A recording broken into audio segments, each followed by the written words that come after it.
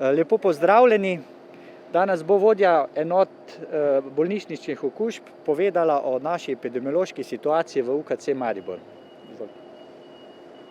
Dober dan, pozdravljeni, sem Leja Knez, vodja enote za obvladovanje bolnišničnih okužb v UKC Maribor. Prejšnji teden smo, takoj ko smo izvedeli za pozitivnega zaposlenega po epidemiološki poizvedbi, storili oziroma povzeli ukrepe, ki so bili namenjeni preprečevanju okužbe tako zaposlenih kot okuženih, tako da pravzaprav in smo imeli že v mislih južnoafriški sev, tako da pravzaprav tista potrditev sama po sebi ni imela vpliva na naše ukrepe, ker so bili, kot sem že rekla, zelo previdnostno naravnani. Pri zaposlenih in pacientih smo pravzaprav naredili na tako strukturo, glede na ogroženost, glede na izpostavljenost, tako smo rizične stike napotili v izolacijo oziroma karanteno. To so 4 zaposleni, 3 zdravniki, ki si delijo zdravniško sobo, in pa ena administratorka. Dodatnih 9 oziroma 8 zaposlenih imamo pod zelo strogim nadzorom, pogosto jih testiramo, nazadnje so bili včeraj testirani in bojo jutri. Tretja skupina, ki pa je bila v bistvu v istem času samo v službi, pa je testirala manjkrat, pa vendar je še pod drobnogledom. Tako da ta vmesna skupina bo pač testirana polnih 14 dni, kot je inkubacijska doba. Na enak način smo poiskali tudi paciente, ki so bili pregledani v ambulanti. Njih smo obvestili, jih povabili na testiranje. Prvi odziv ni bil, na prvi povabilo se niso vsi odzvali, predvidevam, da se bojo v večjem številu odzvali na drugi termin, ampak pač to je njihova osebna odločitev. Zaenkrat med izpostavljenimi nismo dokazali nobene okužbe, tako da smo zaenkrat zadovoljni. Tudi vsi so danes zdravi in oddelek nemoteno deluje, kakor seveda lahko deluje, če so odsotni 4 zdravniki, a ne. Kar se tiče pa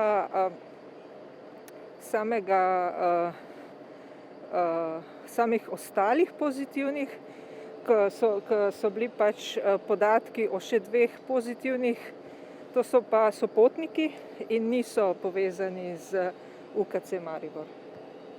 Lahko morda poveste, zdaj zaenkrat je potrjen en primer tega južnoafriškega seva, vemo pa, da so okuženi 3 skupno, torej, ki so bili na tem potovanju. Zakaj se teh 2 torej ni sekvenciralo na ta južnoafriški sev? Domnevam, da zaradi tega, ker je verjetno vzročna povezava že tako vzpostavljena, da bi lahko šlo tudi za ta. Ja, tudi tu jaz domnevam, ker pač te 2 dodatna sta obravnava v rokah epidemiologov, ampak ker so pač potovali skupaj, zboleli oziroma se okužili v istem geografskem območju, se verjetno predvideva, da gre za isti sev, ja. Ti pacienti, ki so bili v ambulanti, so torej smatrani za stike, povabljeni bili na testiranje, verjetno so zdaj v karanteni, ali? Ne, epidemiologi se niso odločili za karanteno v tem trenutku. Ni pa seveda v naši moči, da bi to odrejali, a ne. Koliko pacientov pa je prišlo, oziroma koliko skupaj je bilo teh pacientov, pa koliko se jih je odzvalo? Bilo je 17 pacientov, ker je pač nekateri so oddaljeni, gre za paciente iz vzhodne Slovenije, seveda niso prišli vsi, mogoče tudi zaradi oddaljenosti, ne. To je bilo pa 17 pacientov v ambulanti. 3 so prišli v petek, mogoče vsi niso še dobili obvestila, kaj podobnega, gre tudi za starejše ljudi, morate razumeti. Predvidevam, da bo ta teden se odzvali v večjem številu. Zdaj, koliko je zdravstvenega osebja v karanteni, torej 4, ne? 4, 3 zdravniki in ena administratorka. Lahko mogoče kaj poveste glede samega oddelka, zdaj, če so se kakšne operacije odpovedale? Ne, operacije se nadaljujejo, oddelek deluje naprej. v bistvu je tu potrebno vedeti, da imamo tudi paciente, ki potrebujejo operacije. Ne? Torej niste nič odpovedovali. Ne, da bi bilo v moji vednosti kot vodja jobo. Kakšne paciente preusmeriti, morda v Ljubljano? To je vprašanje, ki bi ga znal povedati, odgovoriti na enega predstojnika oddelka, ampak kot sem rekla, ker je šlo v bistvu za delo zdravnika v ambulanti, sam bolniški del, se pravi oddelčni del, zaradi tega ni bil prizadet. Je pa bil zdravnik 2 dni v službi, ponedeljek in torek. Težko rečem, da je bil v ponedeljek v službi, bil je nadzorni specialist, torej nadzoren je bil nad dežurnemu specializantu, tudi v bistvu je bil v službi samo tisto za predajo službe, ni videl pacientov, ni imel stika s kolegi, razen s tem dežurnim specializantom, ki pa je kratek čas seveda, ki pa je v karanteni.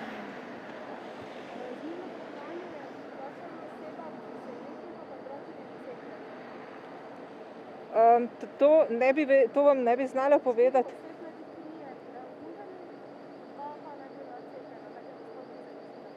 No, potem glede na to, a veste, da preiskavo izven bolnišničnih stikov urejajo epidemiologi, imajo oni prave podatke. Mislim, da tudi ni prav, da bi se vpletali v neke zasebne in družinske stike, več kot je potrebno za varnost naše bolnišnice, naših zaposlenih in naših pacientov. Ne, samo ta zdravnik. Zdaj na NIJZ so tudi povedali, da se je v bistvu zdravnik držal protokolov, ne, mogoče še vi lahko kaj poveste o samem postopanju. Glede na to pereče vprašanje je bila ustanovljen upravno epidemiološki nadzor, katerega namen je, da pač odkrije, če je ta zdravnik morebiti naredil kakšno napako pri presoji ali odločanju. Tako da to bomo natančno pogledali, zagotovo pa ne bi mogli reči, da je kršil pravila morebitne karantene. Ne?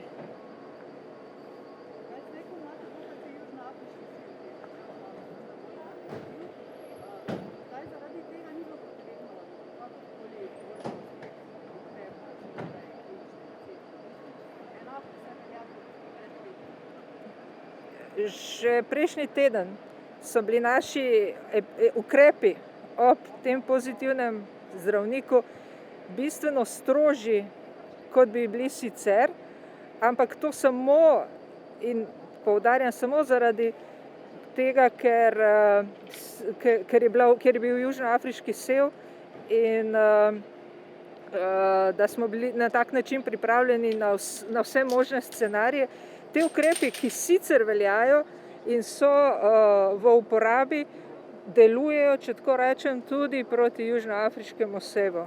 Ljudje se jih pač morajo držati in potem delujejo. Noben ukrep, ki se ga ne držimo, pač ne bo učinkovit.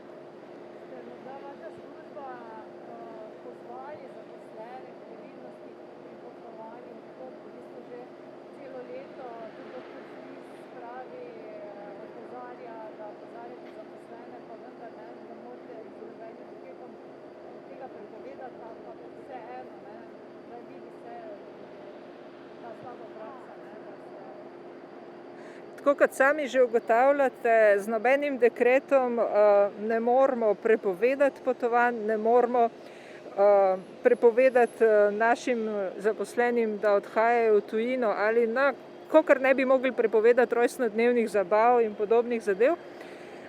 Vsekakor pa ves čas že opozarjamo naše zaposlene, da se obnašajo odgovorno in da varujejo tako sebe kot druge.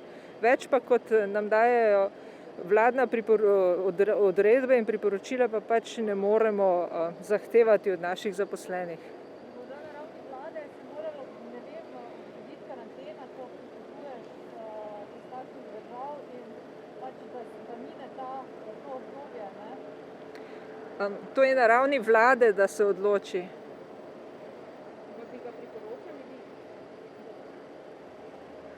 Mislim, da bo strokovna skupina na to znala dobro odgovoriti in da so priporočila morajo biti takšna, da pravzaprav zavarujejo naše prebivalce pred vnosom morebitnih okužb oziroma novih sevov.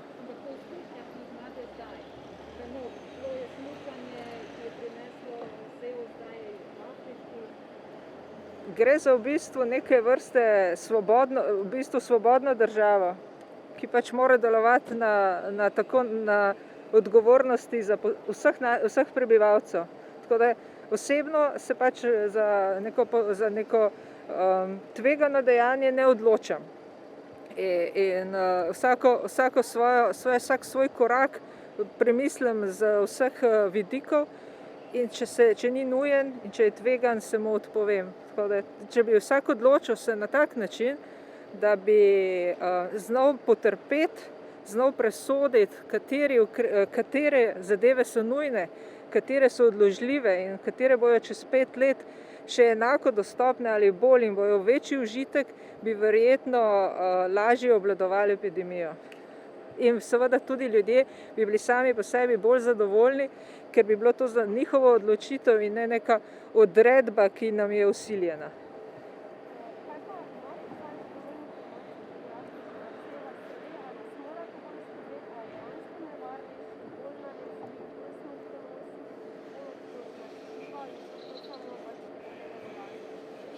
Nekateri podatki kažejo, da je seveda bolj nalezljiv oziroma da je dlje časa nalezljiva oseba kužna. Kako je z samo klinično sliko, verjetno je klinična slika enaka kot pri drugih sevih, kar se tiče same učinkovitosti cepiv, pa seveda kliničnih podatkov, glede na to, da gre za kratek čas, kar sev kroži in seveda ni zadosti cepljenih oseb bilo izpostavljenemu temu sevu, pravih kliničnih podatkov na to temo nimamo. Kot veste, že vse te mesece se informacije pritekajo z novimi spoznanji in seveda s časom, ker pač imamo opravka z virusom in pa z načini zdravljenja in pa preprečevanja v tem primeru cepljenja, ki se razvija dobesedno pred nami in pač dobivamo odgovore na to sproti. Tako da čas bo pokazal verjetno zelo kmalu, kje stojimo s tem novim južnoafriškim sevom, z brazilskim sevom in pa z učinkovitostjo cepiv. Lahko še kaj poveste o zdravstvenem stanju tega okuženega, zaposlenega,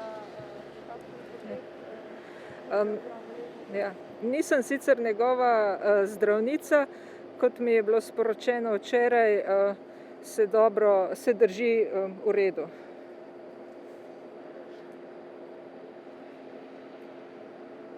Je pa očitno cepivo potem takem zaleglo pri pa drugi osebi, ki je bila na potovanju, pa se ni okužila, ali kako to razumeti? To je lahko spekulacija, ne? Lahko je. Upamo, da je to razlog. In to bi bil zelo ugoden razlog.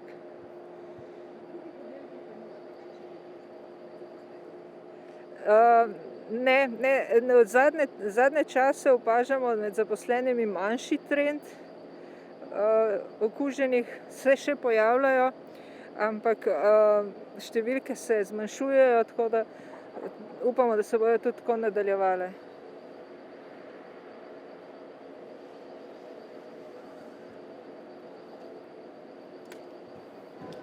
Hvala vam. Če lahko poveste v bistvu, kdaj in zakaj se je zgodil odstop predsednika Sveta za Boga? Kot UKC smo bili strani ministrstva obveščeni konec prejšnjega tedna, da je predsednik sveta zavoda odstopil in to je tudi strani naš kot UKC-ja vse. Vlada imenuje svoje predstavnike, kdaj bo imenovala drugega, ne vemo, in mi kot nadzorovana oseba pač samo sprejemamo obvestila, kar pač se vlada odloči glede svojih predstavnikov. Bil naveden razlog za njegov odstop? Ne, za razloge pa ne vemo, zaradi česa je predsednik sveta zavoda odstopil. Zakaj je bila zadnja seja, ki je bila predvidena 25. odpovedana? To točno ne vemo, domnevamo mogoče, da je povezana ravno z tem odstopom, ker je bila načrtovana konec tedna, dejansko pa predsednik sveta sklicuje sejo z dogovoru z vodstvom.